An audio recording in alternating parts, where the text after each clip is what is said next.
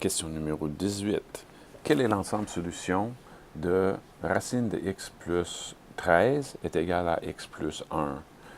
Là, on a un ensemble de solutions, puis il faut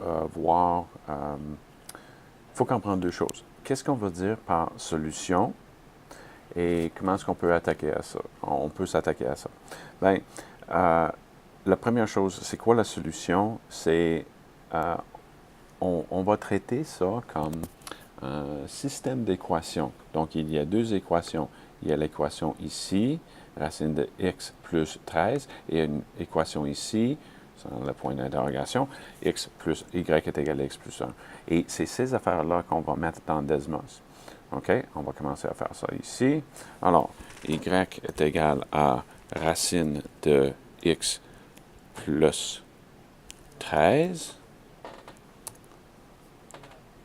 et y est égal à x plus 1.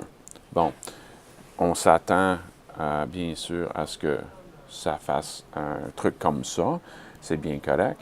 On voit la racine, la courbe de la racine, c'est souvent comme ça. C'est à peu près comme la courbe d'un x carré, un courbe parabolique, sauf que c'est juste la moitié parce que c'est une fonction. Il n'y a pas de négatif ici. Et l'autre est linéaire, on voit bien. Qu'est-ce qu'on veut dire par la solution? C'est, on cherche, qu'est-ce qu'on cherche? C'est la valeur de x. OK? Pourquoi est-ce qu'on cherche la valeur de x? Regarde, lorsqu'on a l'équation ici, la seule variable qu'il y a, c'est x. On cherche x. On ne cherche pas les y dans ce cas ici. On ne veut pas savoir c'est quoi la hauteur, mais on veut savoir c'est quoi la valeur de x. Et là, la solution, c'est là où les deux courbes se croisent. OK? Alors là, je peux faire un zoom là-dessus. Et là, je peux mettre mon curseur sur la courbe. Voilà, comme ça. Et j'ai un point qui est à 3, 4. Alors, le x là-dedans, c'est 3. Alors, voilà, je recule. Voilà. Et la chose ici, pourquoi est-ce que cette question est difficile? C'est quoi le piège là-dedans? C'est pas nécessairement 3, 4, je vais laisser ça comme ça.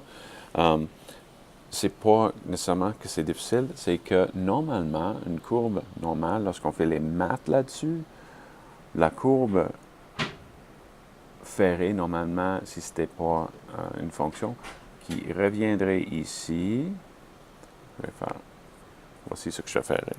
Je vais copier ça, je vais le coller ici, sauf que je vais le mettre ici, négatif.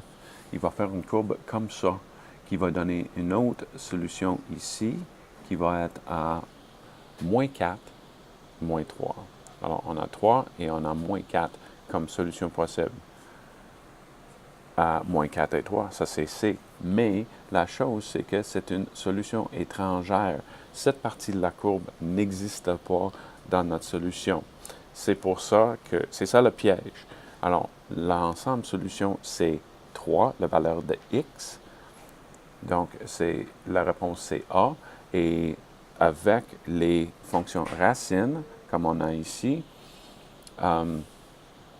il faut comprendre que même si on s'attaque de façon mathématique à cette équation-là, on va arriver avec des solutions de 3, x est égal à 3 ou x est égal à moins 4, mais ça ne marche pas parce que, justement, les solutions racines, il y a une solution étrangère qui serait juste là, en moins 4, moins 3. Alors, notre réponse, on élimine la solution étrangère. Et encore une fois, je souligne la beauté de Desmos là-dessus. Combien de fois est-ce que les deux lignes se croisent? Bien, juste une à 3. Alors, tu ne peux pas te tromper. On dit merci, Desmos. Tu es sympathique.